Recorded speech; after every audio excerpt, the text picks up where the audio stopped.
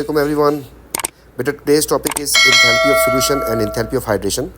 So here we should know कि what is enthalpy of solution with enthalpy of hydration जो है इसमें हमने देखना the factors affecting enthalpy of hydration and what is the criteria for the solution and how these two enthalpies can be related to each other using Hess's law and construct using an energy cycle involving enthalpy of solution, lattice and hydration. So we need to also carry out some calculation इससे related आती है हमारे पास. तो इससे पहले जो है हमने बहुत कुछ कर लिया. इसमें जो है हमारे पास लैटिस एनर्जी हो गया, बॉर्न हैमर साइकिल हो गया, उसकी कैलकुलेशन हो गई. तो today we are going to start enthalpy of hydration and solution. तो इसको देखते हैं कि क्या क्या है इसमें. Number 1 enthalpy of hydration. Enthalpy of hydration को जिस तरीके से हम डेल्टा एच हाइड्रेशन लिखेंगे यहाँ पर, ताकि जो है बाकी डेफिनेशन से थोड़ा सा इसको हम अलग कर दें. तो always we use here small abbreviation to indicate कि what type of changes this. इसमें बेसिकली होता क्या है, इसमें जो है ना आप लोग किसी चीज़ का 1 मोल जो है ना गैशियस आयन जो होता है, गैशियस आयन का 1 मोल लेना है, उसको हमें पानी में ऐड करना है और जो है आपके पास एक्वस पार्टिकल्स बन जाए. तो यहाँ पर इसका 1 मोल होना ज़रूरी है. तो इसकी डेफिनेशन बन जाएगी. जब भी हम डेफिनेशन की बात करते हैं तो हमारे पास डेफिनेशन में 3 चीज़ें आती हैं. तो हमारे पास जो है ये चीज़ जो है हमेशा सेम रहती है, ये भी सेम रहती है, ये चीज़ जो है चेंज हो रही होती है. तो enthalpy change when 1 mole of gaseous ion dissolve in sufficient water to produce aqueous particles, aqueous ions. अच्छा, अब यहाँ पे मैंने सफिशिएंट या एक्सेस ऑफ वाटर का जो वर्ड यूज़ कर रहा हूँ उसको हम जो है एलोबरेट करेंगे आगे जाके, और जहाँ पर डेफिनेशन हो जाएगी enthalpy change when 1 mole of gaseous ion dissolve in excess of water to produce aqueous ions. Under standard condition जो आपके पास ये 2 चीज़ें तो आपके पास हमेशा हर डेफिनेशन में आ ही रही होती हैं. नाउ जैसे हमें मैग्नीशियम दे दिया तो इसमें भी हमने पानी में ऐड किया, आपके पास आयंस जो है वो पानी में जाके हाइड्रेट हो गए. एंड दिस एक्वस साइन क्या इंडिकेट करती है. अच्छा, एक्वस का मतलब क्या होता है? एक्वस का मतलब होता है surrounded by water molecules. Means कि सोडियम जो था ना, इसको सराउंड कर लिया किसने? वाटर के मॉलिक्यूल्स ने. तो इनके दरमियान ना बॉन्डिंग होती है, एक बॉन्ड डेवलप होता है जिसका नाम है आयन डाइपोल बॉन्ड. तो पहले तो आपके पास कि सोडियम आयन जो है अगर गैस लिखा हुआ है तो इट्स इंडिपेंडेंट पार्टिकल. जैसे आप इसको पानी में ऐड करेंगे तो पानी में जाते साथ इसको जो है ना वाटर के मॉलिक्यूल्स जो है वो सराउंड कर लेंगे and they will form a bond which is known as ion dipole bond. पहले तो कोई बॉन्डिंग नहीं थी, ठीक है, पानी के साथ बॉन्डिंग कर रहा है, इसलिए डेल्टा एच हाइड्रेशन जो है ना ऑलवेज एक्सोथर्मिक होगी, ऑलवेज, क्योंकि आयन डाइपोल बॉन्ड बनता है. अब जो है ये आयन डाइपोल बॉन्ड जो है आप ये भी पहली दफ़ा सुन रहे हैं तो आपको समझा देते हैं कि एक्चुअली होता क्या है. फॉर एग्जाम्पल, आपने सल्फेट को जो है पानी में ऐड किया तो इट मीन्स कि सल्फेट जो आयन था it will get surrounded by water molecules. इसको वाटर के जो मॉलिक्यूल्स हैं वो सराउंड कर लेंगे. तो इसको हम कहते हैं सल्फेट एक्वस हो जाएगा हमारे पास. We will write it aqueous sulphate. अच्छा, अब पानी के मॉलिक्यूल्स जो है ना, पानी में आपके पास, आपको पता है कि इसकी बेंट वी शेप होती है और कुछ इस तरीके से इसके पास लोन पेयर होते हैं.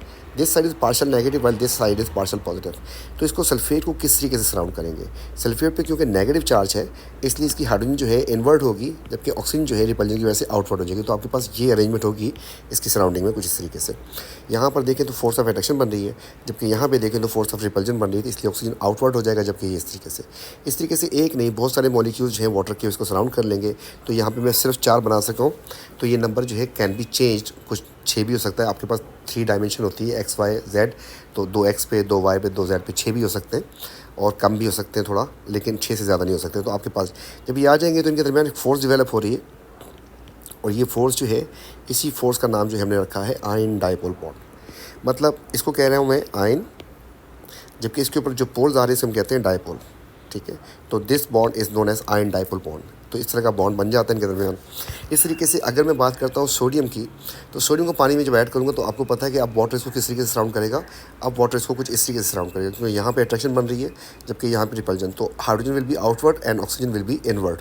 इस तरीके से बहुत सारे ऑक्सीजन के जो मॉलिक्यूल उसके वाटर के मॉलिक्यूल्स को सराउंड करेंगे and a bond will be form between all this and this is again ion dipole bond because this is the ion and this dipole. So this is a new type of bond which you are seeing here. Now when it was a gas there was no bonding. जैसे आपने पानी में add किया तो ये बना, इसलिए हम कहते हैं कि ये हमेशा एक्सो होगा क्योंकि ओनली बॉन्ड फॉर्मेशन हो रही है.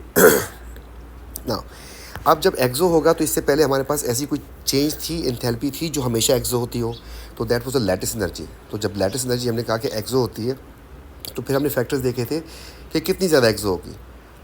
किस केस में ज़्यादा एक्सो होगी, तो हमसे क्वेश्चन पूछे जाते हैं। इसी तरीके से यहाँ पर भी आपसे फैक्टर्स पूछे जाएंगे कि एंथैल्पी ऑफ हाइड्रोजन किस पे डिपेंड करती है। तो इसमें क्योंकि बॉन्ड बन रहा है इसलिए यहाँ पर, अच्छा एक बात आपको बता दूँ, यहाँ पर पीछे हमने यहाँ पे वर्ड यूज़ किया था एक्सेस ऑफ वाटर का, और उसकी वजह क्या थी। लेट्स से इस केस में 4 बॉन्ड बनते हैं, एक बॉन्ड की एनर्जी है दैट इज़ -200, तो 8 की हो जाएगी -200 × 4 मतलब -800 एनर्जी हो जाएगी। अगर आपके पास पानी ज़्यादा हुआ ये सारे बॉन्ड बन जाएंगे 4 के 4। अगर आपके पास पानी कम हुआ तो फिर ये सारे बॉन्ड नहीं बनेंगे, वाटर कम होंगे अगर, तो आपके पास 3 बॉन्ड बनेंगे, एनर्जी पूरी रिलीज़ नहीं होगी। तो पानी कम होने से तो एनर्जी पूरी रिलीज़ नहीं होगी, लेकिन पानी इससे 4 वाटर मॉलिक्यूल्स ज़्यादा हो जाए तो नो इशू, एनर्जी सारी रिलीज़ हो जाएगी, क्योंकि जितने मैक्सिमम बॉन्ड बनने थे वो बन जाए। तो हम इसलिए एक्सेस का वर्ड यूज़ कर रहे थे कि आपके पास जो है मैक्सिमम जितने बॉन्ड बनने बन जाए। यहाँ पर इसकी डेफिनेशन और भी आती है, that is enthalpy change when 1 mole of gaseous ion dissolve in water to produce infinite dilute solution। तो इनफाइनाइट डाइल्यूट सोल्यूशन मीन्स के वाटर इज़ इन एक्सेस, तो हम जो है इसको इस तरीके से भी लिख सकते हैं। तो यहाँ पर जो है हमारे पास जो फैक्टर्स पे हाइड्रेशन पे इम्पैक्ट करेंगे, नंबर 1 चार्ज है। तो अगर आप यहाँ पे गौर से देखें तो आपके पास ना यहाँ पे चार्ज +1 है, यहाँ पे चार्ज +2 है, इसलिए यहाँ पर जो फ्लक्स होगा दैट इज़ लेस, जबकि यहाँ पे फ्लक्स बहुत ज़्यादा होगा, इसलिए यहाँ पर जो बॉन्ड बनेगा दैट विल बी स्ट्रॉन्ग, जबकि यहाँ पे वीक होगा। तो आपको जिस तरीके से अगर हम शो कर देते हैं तो यहाँ पे स्ट्रॉन्ग बॉन्ड बन रहा है, यहाँ पे वीक बॉन्ड बन रहा है। तो इसलिए जो है हम ये बात कह सकते हैं कि जितना ज़्यादा चार्ज होगा ना आयन के ऊपर, उतनी ही ज़्यादा स्ट्रॉन्ग हो, उतनी ज़्यादा लैटिस जो है आपकी हाइड्रेशन जो है उतनी ज़्यादा एक्सो होगी। एक्सो तो होती है, ठीक है, तो चार्ज के साथ वो डायरेक्टली है। तो हम इसमें अब लिख सकते हैं कि higher the charge on ions stronger the bond form, जिसमें आप आयन डायपोल का वर्ड यूज़ कर सकते हैं, so more exo will be the hydration. इसी बेस के ऊपर अगर आपसे कुछ क्वेश्चन पूछा जाए आयनों के, आप इसका आंसर कर सकते हैं आप हाइड्रेशन। तो आपके पास जो है इसमें ज़्यादा हो जाएगी, सिमिलरली इसमें ज़्यादा हो जाएगी। दोनों का साइज़ हमने कॉमन रखा है, सिर्फ चार्ज जो है चेंज करके दिखाया आपको। तो जिसका चार्ज ज़्यादा होगा उसमें स्ट्रॉन्गर बॉन्ड बनेंगे, तो इसलिए जो है आपके पास इन दोनों केसेस में ज़्यादा हो जाएगी। The second factor is the size of ion. तो अगर साइज़ की बात करते हैं तो साइज़ में ये पिक्चर होगी आपके पास। अब दोनों का चार्ज सेम है, लेकिन यहाँ पर जो फ्लक्स होगा ज़रा ज़्यादा होगा, जबकि यहाँ पर फ्लक्स ज़रा कम होगा, इसलिए यहाँ पर बॉन्डिंग इतनी स्ट्रॉन्ग नहीं होगी, यहाँ पे स्ट्रॉन्ग होगी। तो आपके पास जो है कुछ ये पिक्चर बन जाएगी। तो इस केस में आपके पास स्ट्रॉन्ग बॉन्ड बन रहा है, जबकि इस केस में आपके पास वीक बॉन्ड बन रहा है। तो हम ये बात लिख सकते हैं कि साइज़ जो है छोटा होना चाहिए हाइड्रेशन के लिए। तो हाइड्रेशन के साथ जो है साइज़ जो है वो आयन का इनवर्सली में जाएगा, ठीक है। तो छोटा साइज़ होगा तो ज़्यादा हाइड्रेशन होगी, तो आपके पास ही हो गया। अब इस बेस के ऊपर जो है हम लिख सकते हैं smaller the size of ion stronger the bond form, so more exo will be the hydration. And similarly the questions are here. इसमें आपके पास जिसका साइज़ छोटा होगा उसकी आपके पास हाइड्रेशन ज़्यादा होगी। नाउ एक फैक्टर आ गया आपके पास चार्ज का, एक आ गया साइज़ का, सेम जैसे लैटिस में था वैसा ही है। तो इसको हम कंक्लूड अगर करते हैं तो कंक्लूजन के लिए आपको वही लिखना होगा कि अगर देखें हाइड्रेशन जो है इस चार्ज के साथ डायरेक्टली है, तो आपने लिख दिया कि हाइड्रेशन चार्ज के साथ जो है डायरेक्टली है, एंड साइज़ के साथ इन्वर्सली है, तो आपने नीचे कर दिया साइज़, और जो है आपके पास बन गया असल में charge density. Now we can conclude it कि higher the charge density of ion stronger the ion dipole bond form, so more exo will be the lattice hydration. Higher the charge density of ions stronger will be the bond form resulting more exo the enthalpy of hydration, and vice versa आपके पास ये चल रहा होगा।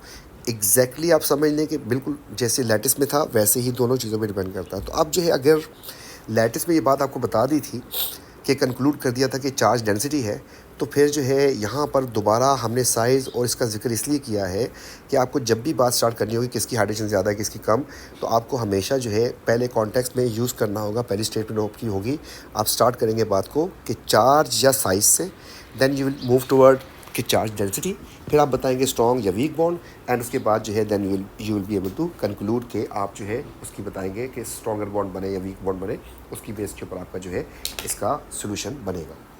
Now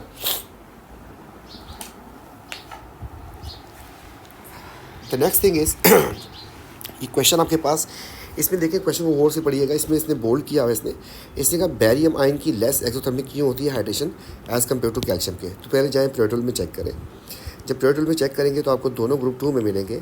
calcium जो है ऊपर होगा, इसका चार्ज +2 है, बैरियम जो है नीचे होगा जिसका चार्ज भी सेम है। इसका साइज़ बड़ा है जबकि इसका साइज़ छोटा है। तो हमें क्या चार्ज डेंसिटी डायरेक्ट नहीं यूज़ करेंगे, बल्कि 2 मार्क उठाने के लिए आपको बात कहाँ से स्टार्ट करनी पड़ेगी, इनके साइज़ या चार्ज से। तो चार्ज क्योंकि सेम है तो हम साइज़ से बात स्टार्ट करेंगे, और याद रखिएगा हमें एक्सप्लेन भी इसका करना है बस। तो हम इसका लिखेंगे ड्यू टू लार्जर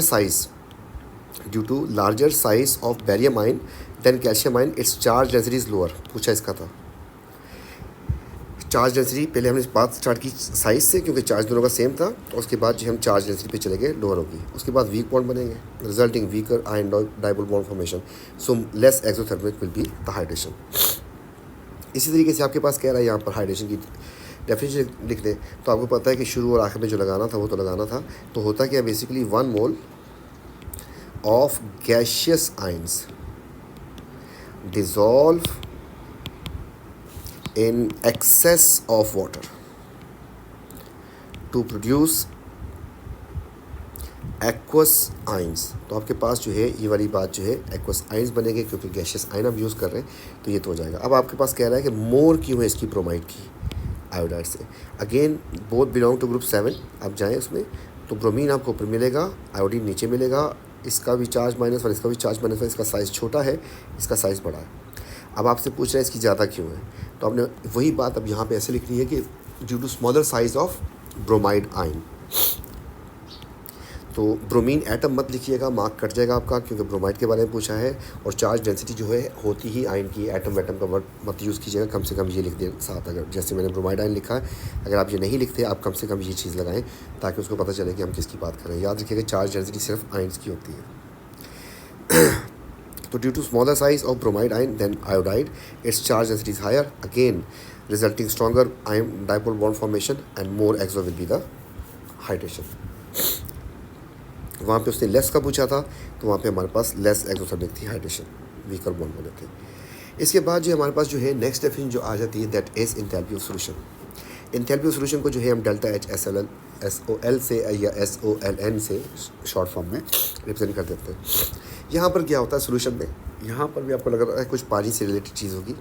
यहाँ पर अब आयन को नहीं है, आपको पहले हम क्या कर रहे थे उसमें हम gaseous 1 mole of gaseous ion हम ऐड करते हैं। अब हमें किसी सब्सटेंस को लेना है, NaCl हो गया, जो उसकी स्टैंडर्ड स्टेट है, उसको हमने पानी में डिज़ोल्व कर देना। मतलब पानी में पहले भी डिज़ोल्व किया था, अभी भी कर रहे हैं। उसमें गैशियस आयन थे, उसमें था gaseous ion and gaseous ion, तो ये था हमारे पास हाइड्रेशन। अब इसमें पूरा कंपाउंड जो था अपनी ओरिजिनल स्टेट में है, स्टैंडर्ड स्टेट में, और इससे जो आपके पास ये चीज़ बन जाएगी, इस प्रोसेस का नाम हो जाएगा सॉल्यूशन।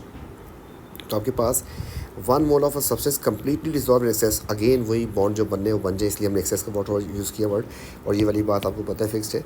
तो यहाँ पर 1 mole of a substance gaseous ion cut गया आपके पास, तो आपके पास लेट से ये था, इसकी अपनी ओरिजिनल स्टेट में था, और आपके पास एक्वस पार्टिकल्स बन गए। सिमिलरली ये था आपके पास, इसमें आपके पास इसके एक्वस पार्टिकल्स बन गए। आपके पास MgCl2 आ गया, तो आपके पास ये एक्सक्यूज मी। अच्छा, अब यहाँ पे आपको एक बात का ख्याल करना है, क्योंकि आपके पास अब कंपाउंड आने शुरू हो गए, आपके पास इसका 1 मोल रहना चाहिए। वहाँ पे देखिए 2 मोल भी हो गए, लेकिन हमने कहा कि 1 मोल इसका होना चाहिए जिस चीज़ को आप डिज़ोल्व करें, तो कीप इन माइंड।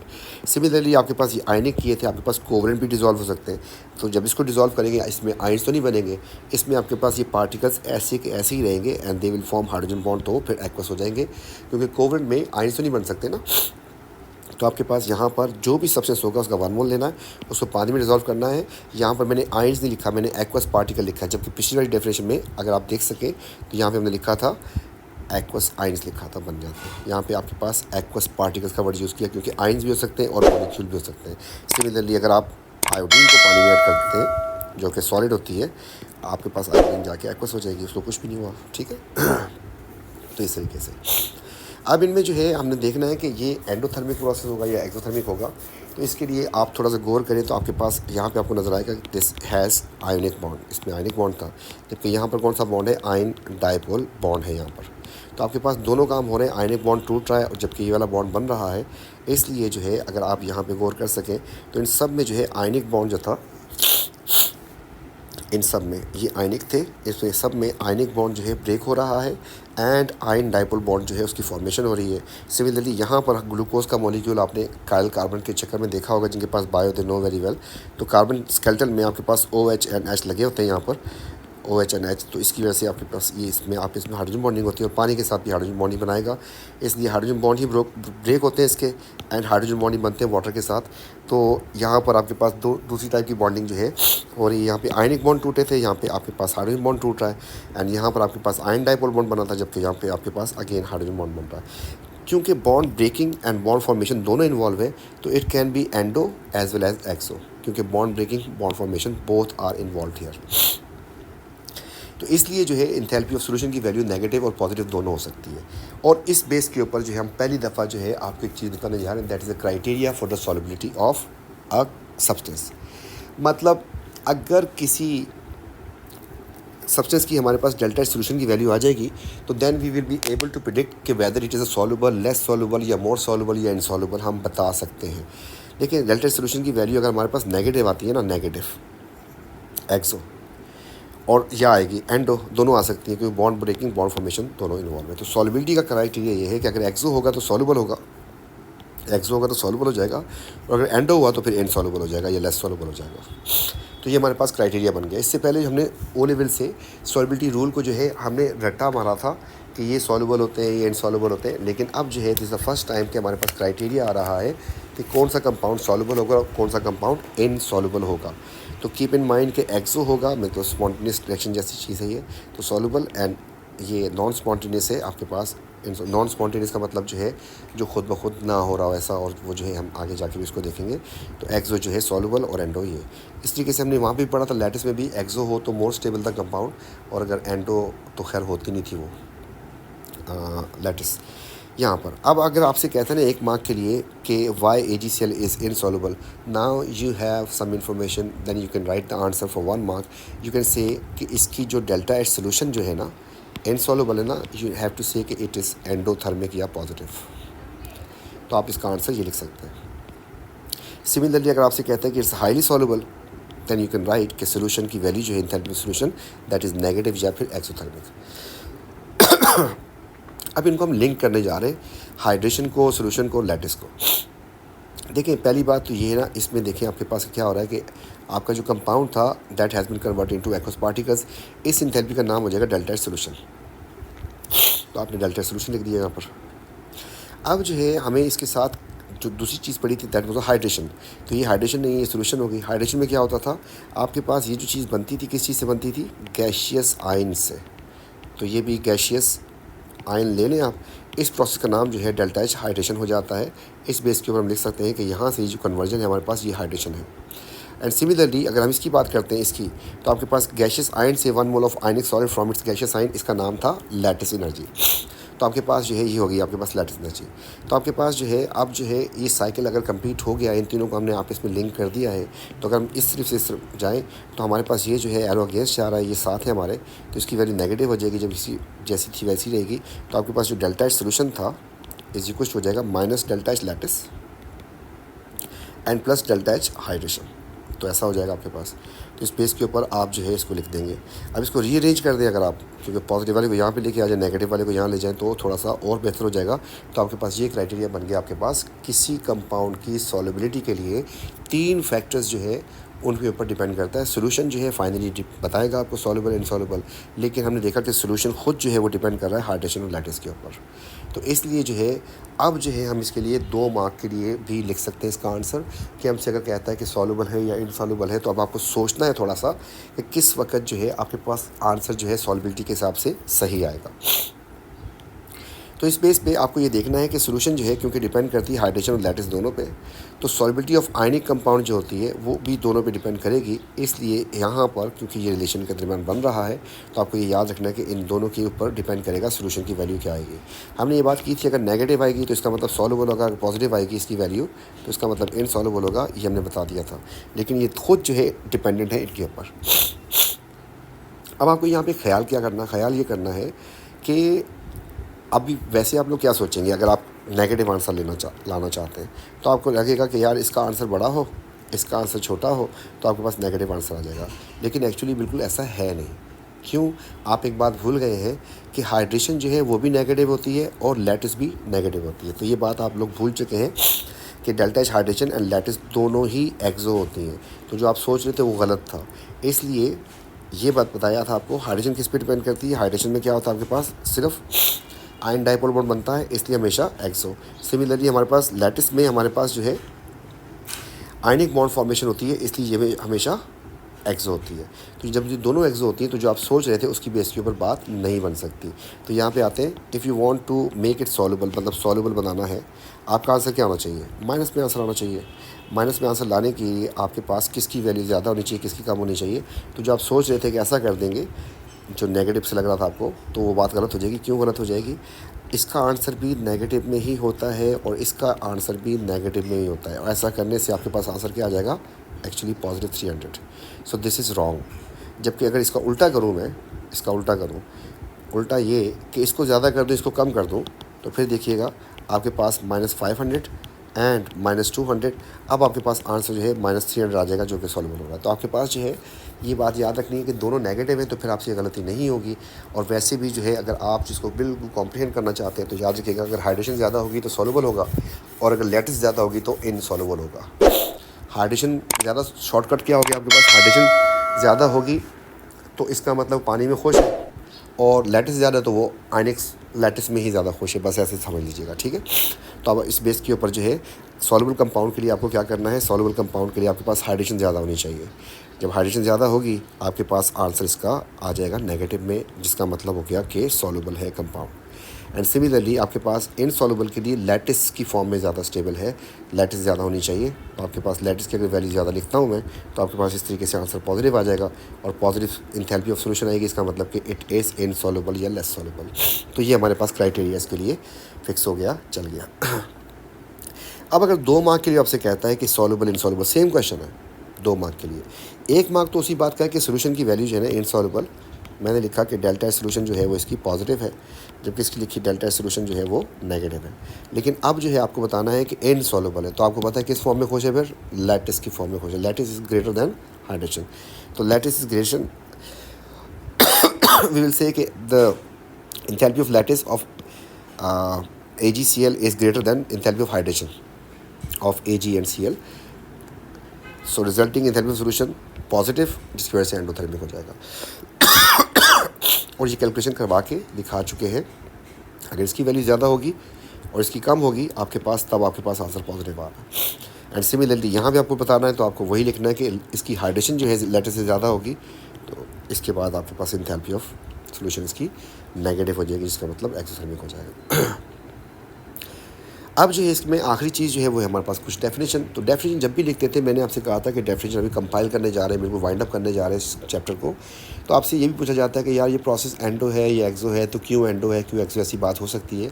तो आपको डेफिनेशन भी पता होनी चाहिए और वो भी, तो इसलिए थोड़ा सा हल्का सा ब्रीफ सा इसके बारे में जो है रिकॉल करवा रहे हैं। तो हर डेफिनेशन में आपके पास एंथैल्पी चेंज व्हेन, फिर आपके पास बेसिक स्टेम आता है, और फिर आपके पास आता है in their standard state under standard condition. ये बात हमने शुरू में भी की थी, बीच में कई दफ़ा कर चुके हैं।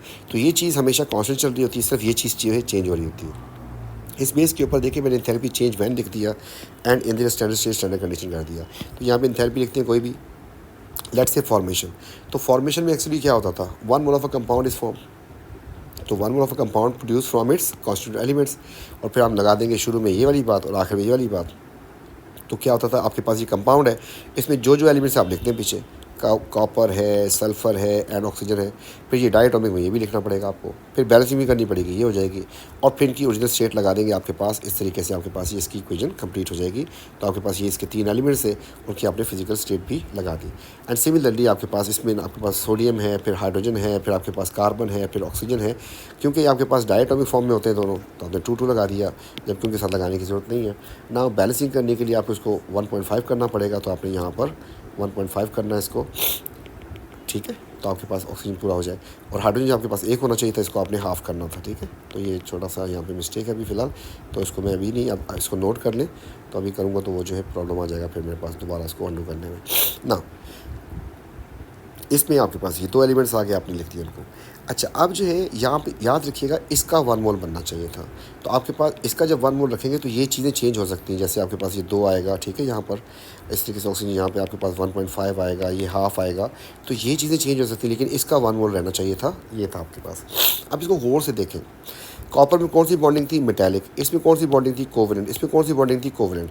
आपको बॉन्ड तोड़ने भी पड़े और बॉन्ड बन भी रहे, तो bond breaking, bond formation both are involve.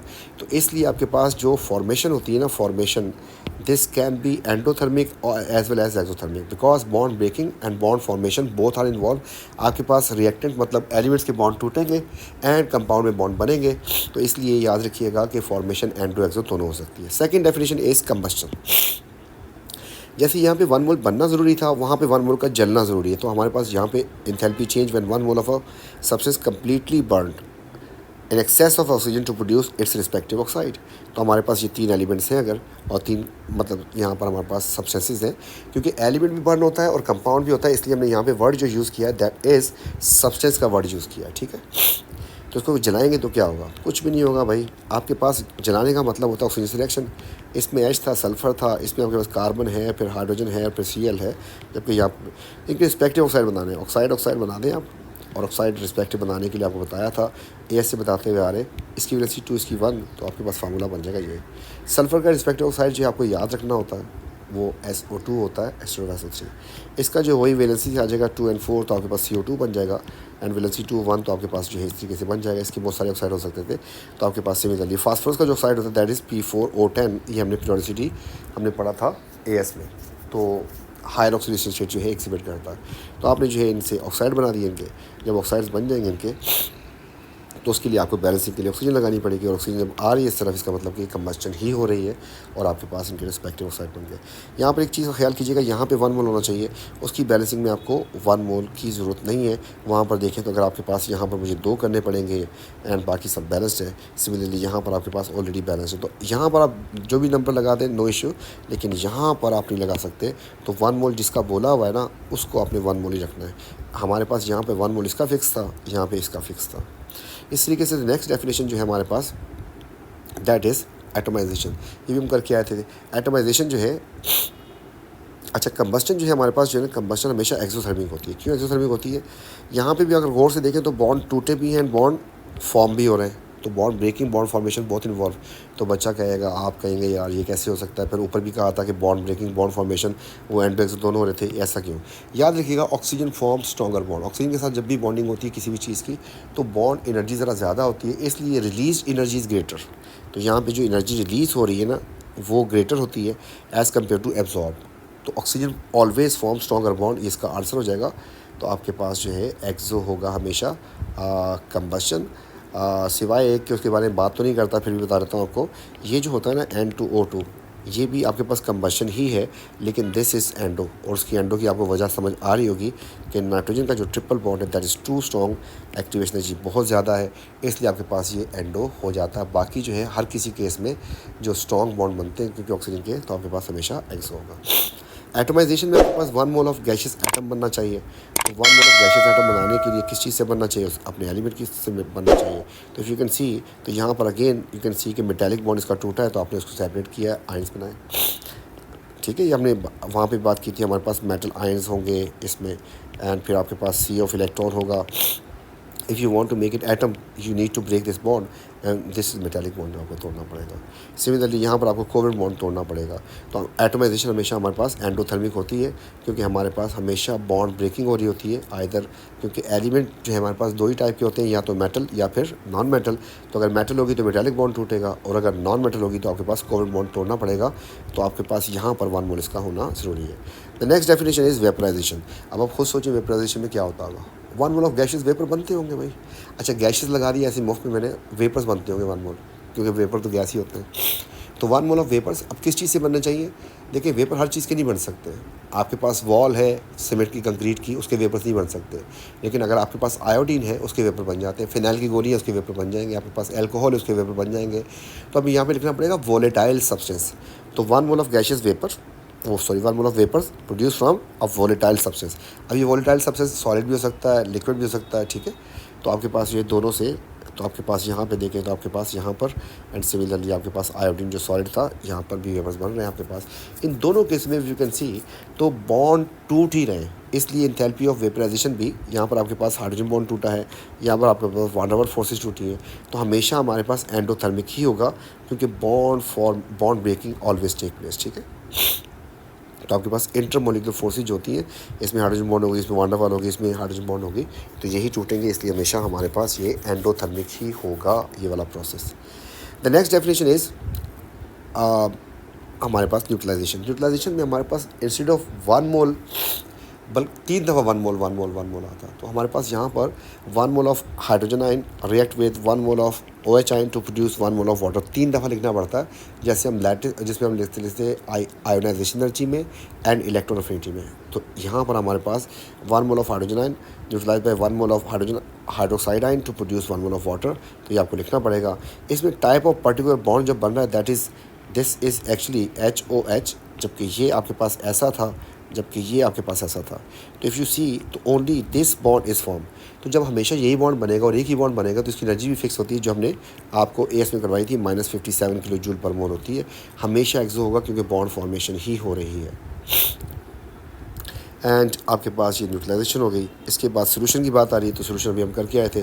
तो 1 mole of a substance completely dissolve in water to produce aqueous particles या इनफाइनाइट डायरेक्ट सोल्यूशन। तो आपके पास जो है यहाँ पर ये आपके पास सोल्यूशन की बात आ गई, क्योंकि इसी वीडियो में है, इसी लेक्चर में आपके पास, तो इसको हम ज़्यादा एम्फेसाइज नहीं करेंगे।